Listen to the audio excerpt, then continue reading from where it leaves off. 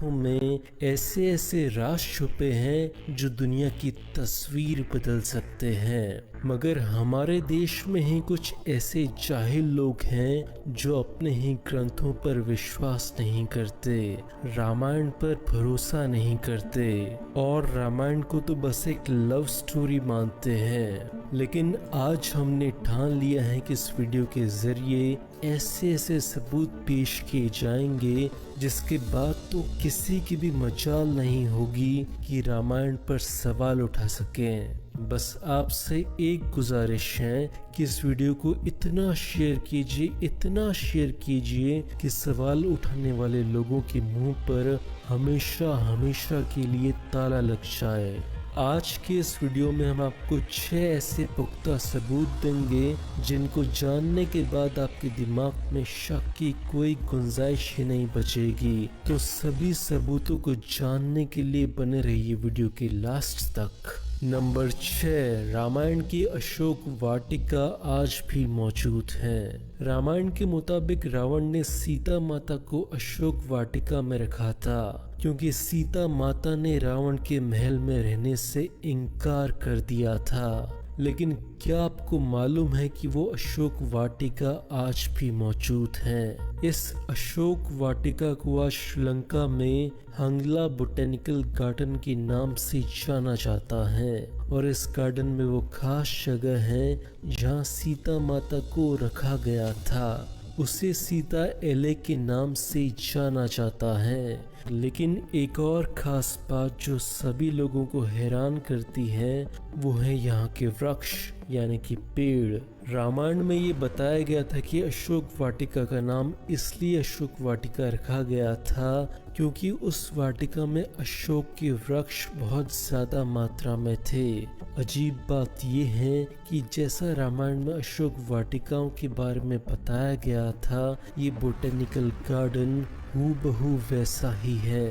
रामायण में बताया जाता है कि जब रावण माता सीता का हरण करके हवाई मार्ग से उनको लंका ले जा रहे थे तो उसको रोकने के लिए जटायु नामक गिद्ध ने रावण का सामना किया था। रावण ने उस जटायु का एक पंख काट दिया था जिसके कारण वो जटायु घायल होकर एक पहाड़ी पर जाकर गिर गया था। लेकिन क्या आपको पता है कि वो पहाड़ी भी रामायण का एक बहुत बड़ा सबूत है? क्योंकि आज केरल के कोल्लम की उसी पहाड़ी पर जटायु की दुनिया की सबसे बड़ी पक्षी की मूर्ति बनाई गई है जिसे आज स्टैच्यू ऑफ जटायु के नाम से दुनिया भर में जाना जाता है। कहते हैं कि जटायु हिंदू पौराणिक इतिहास के पहले वो पात्र थे जिन्होंने महिलाओं की प्रोटेक्शन के लिए अपनी जान दी थी। है ना सच में अमेजिंग फैक्ट। नंबर 4, रावण का हवाई अड्डा।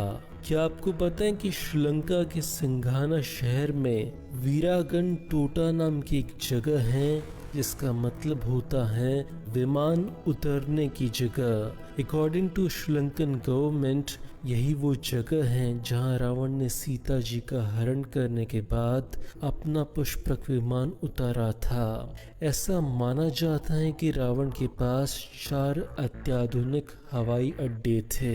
नंबर 3, माता सीता का मंदिर। क्या आपको मालूम है कि श्रीलंका में लुव्रा एलिया नाम की एक जगह भी है जहां पर माता सीता का मंदिर है। साथ ही इस मंदिर के पास एक झरना भी मौजूद है।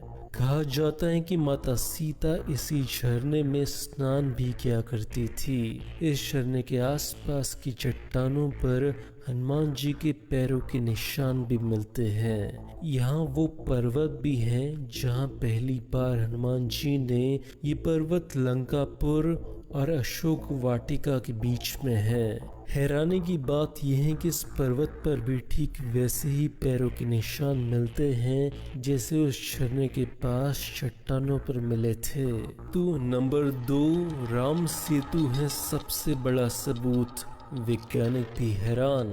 अब बात कर लेते हैं उस सबूत की जिसमें न सिर्फ श्रीलंका और इंडिया के लोगों को ही हैरानी हुई बल्कि अमेरिका के साइंटिस्ट तक हैरान हो गए। जी हाँ दोस्तों, हम बात कर रहे हैं राम सेतु की, जिसे इंग्लिश में एडम्स ब्रिज के नाम से भी जाना जाता है। रामायण में बताया जाता है कि भगवान राम इंडिया से लंका तक पुल के माध्यम से गए थे, जिसे हम राम सेतु के नाम से भी जानते हैं। लेकिन क्या आपको पता है कि राम सेतु आज भी मौजूद है? आर्कियोलॉजिस्ट के प्रमाणों से ये पता चलता है कि भारत के तमिलनाडु के दक्षिण पूर्वी तट के किनारे रामेश्वरम द्वीप और श्रीलंका के उत्तरी पश्चिमी तट मन्नार द्वीप के मध्यम पानी के नीचे आज भी एक 30 किलोमीटर लंबा पुल मौजूद है, जिसे 15वीं शताब्दी तक पैदल चलकर पार करने योग्य माना जाता था। लेकिन चक्रवात के कारण ये राम सेतु जगह जगह से खंडित हो चुका है। हैरानी की बात ये थी कि नासा की एक सैटेलाइट ने इस क्षेत्र की एक फोटोग्राफ खींची तो राम सेतु उस फोटो में भी देखने को मिले थे। शायद आप ये नहीं जानते कि नासा भी ये बात स्वीकार कर चुका है कि इस क्षेत्र में वास्तव में एक राम सेतु था, जो इस दुनिया का सबसे पहला पुल हो सकता है।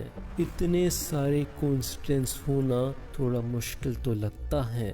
दोस्तों, राम सेतु को लेकर एक पॉइंट और है। क्या आपको पता है कि राम सेतु में इस्तेमाल किए जाने वाले पत्थर आज भी मौजूद हैं? इनकी क्वांटिटी कम हो चुकी है, लेकिन आज भी भारत के रामेश्वरम में ऐसे पत्थर हैं जो भारी होने के बावजूद भी पानी पर तैरते हैं। एक और बात जो सबसे ज्यादा हैरान करती है वो ये है कि श्रीलंका के मन्नार द्वीप पर भी इस तरह के पत्थर पाए जाते हैं जो पानी में तैरते हैं। जी हाँ, ये वही जगह है जहाँ रामायण के मुताबिक राम सेतु श्रीलंका में जाकर जुड़ा था। हालांकि बहुत से वैज्ञानिकों ने इन पत्थरों पर खोज की है, लेकिन आज तक कोई भी वैज्ञानिक ये नहीं बता पाया कि ये पत्थर इतने भारी होने के बावजूद भी पानी पर आखिर तैर कैसे रहे हैं। नंबर 1, श्रीलंका में रावण का महल।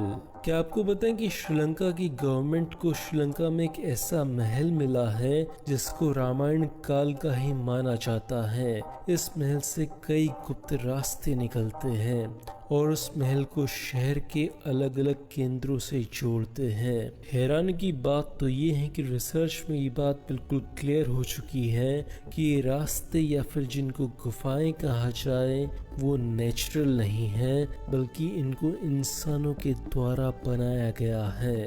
अब अगर श्रीलंका की हिस्ट्री पर नजर डाली जाए तो एक बात यहाँ पर हम सभी को चौंका देती है। श्रीलंकन हिस्ट्री के अनुसार रावण शहर के अलग अलग हिस्सों में कभी भी प्रकट हो जाया करता था और क्षण भर में ही उन हिस्सों से वो गायब होकर अपने महल में पहुंच जाता था। श्रीलंकन गवर्नमेंट ये मानती है कि रावण इन्हीं गुप्त रास्तों का इस्तेमाल उस समय किया करता था।